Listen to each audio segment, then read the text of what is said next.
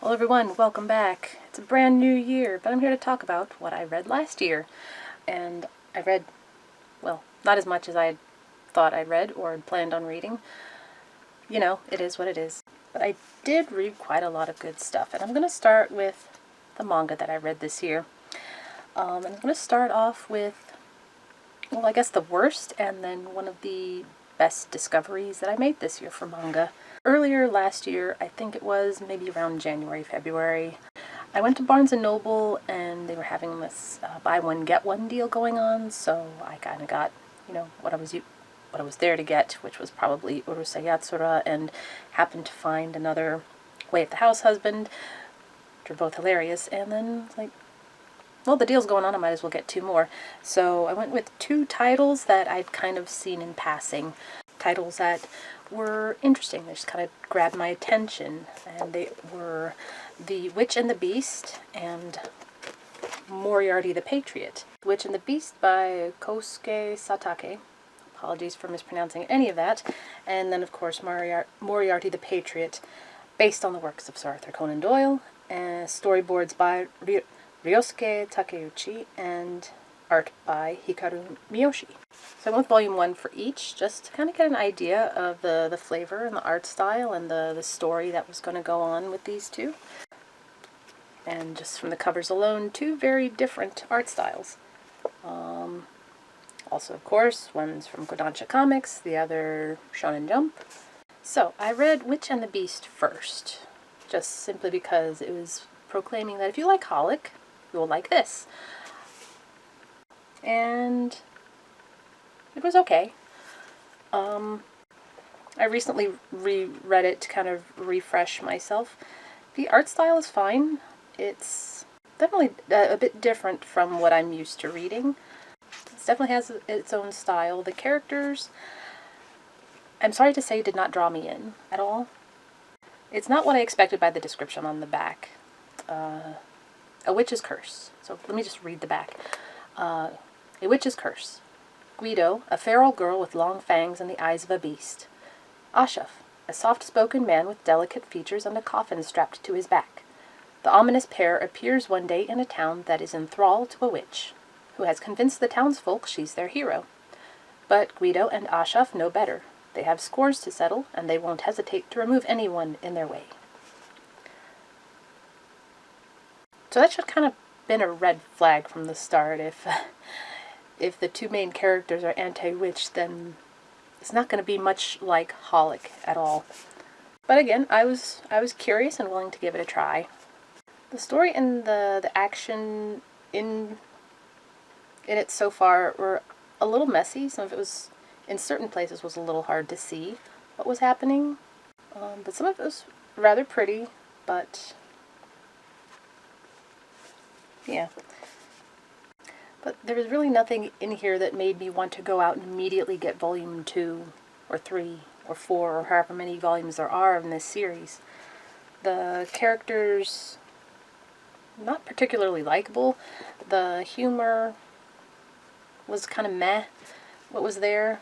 The character Guido themselves is kind of interesting, but not enough to keep me interested. Now, the exact opposite can be said for Moriarty the Patriot. Volume 14 came out, was supposed to be, I guess, out like the first week in January, but it was a week early, so I grabbed it and read it in one sitting.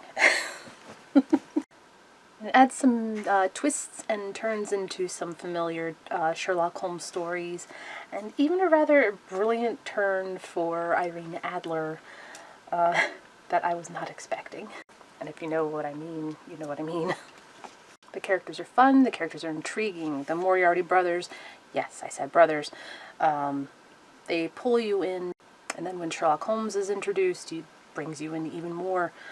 And I like that Sherlock Holmes isn't brought in right away. They wait until, I think halfway through volume 2 that Sherlock Holmes is introduced. And I like that he's not introduced right away. He's kind of introduced very subtly with our main Moriarty man here, just sort of overhearing Sherlock doing some deductions. And oh boy, the chemistry between the two characters right from the beginning is, and I guess the best word I can use to describe it is delicious. So yeah, Moriarty the Patriot was a big hit for me. It's beautiful to read, it's beautiful to look at. If you're a Sherlock Holmes fan in general, you might get a kick out of it, but if you are a Sherlock, BBC's Sherlock fan, you will most likely get a huge kick out of this. Especially if you ship Sherlock and Moriarty. But this is not all the manga that I read this year, and this is not the only great series that I read this year.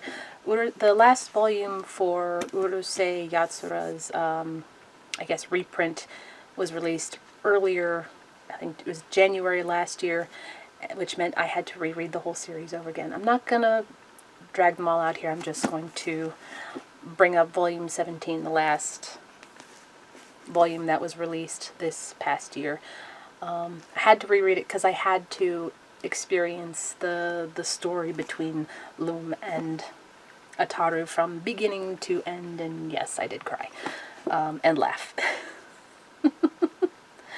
Just, it's so amazing to see Rumiko Takahashi, her style just develop and grow as this series developed and grew. And, man, yeah.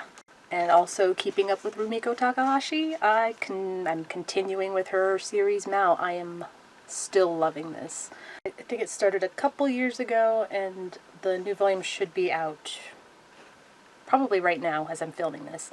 I just haven't had a chance to go out and check for it yet. I'm still invested in the characters and seeing how they're growing and changing, especially the two mains, Mao and Nanoka. I might have to go into do like a deep dive on this once it gets near the end. The mystery is just, it's coming together, it's bringing all sorts of new questions and answers, and I'm so loving it. And of course, it was continuing with The Way of the House Husband, which is still adorable and hilarious. I haven't seen anything past volume 10 yet, but I'm keeping my eyes open, and I might have to go checking out maybe Amazon to see if there's anything new. But yeah, this has been a fun series. Now, the last actual series that I read this year is an old one. It was a surprise in both the subject, the characters, the story, the design, the, well, atmosphere. And that is Planets by Makoto Yukimura. You might recognize the name. This is the creator of Vinland Saga, a series that I do need to get back into. But this one, I think I picked it up initially because I recognized the name, and it was just so weird. This is his first series, and it's collected in these two beautiful volumes. I read this, I got to the end of volume 2 and immediately had to read it again. It was just so good. Kind of bought it on a whim. It's about space garbage collectors. One in particular who ends up training for a special mission to Jupiter. I did take a peek at the anime just to get an idea of what it looked like.